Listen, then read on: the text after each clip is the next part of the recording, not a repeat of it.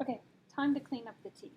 All right, so I kind of carved them in there, but I want to make these sockets look a little bit better, and then I want to take away these marks that I made. So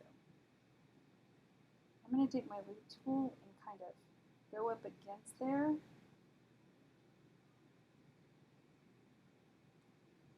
Now it should look a little bit more like a tooth. And then anytime you have like these leftover little clay things, get your water container. This is perfect for that.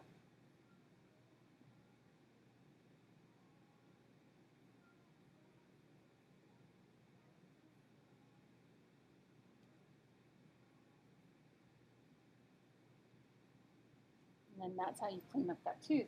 And if you have like some marks on there, you can come in and just put a little water and use your thumb, clean that up, follow it up with the toothpick one more time. And now that makes a really nice tooth.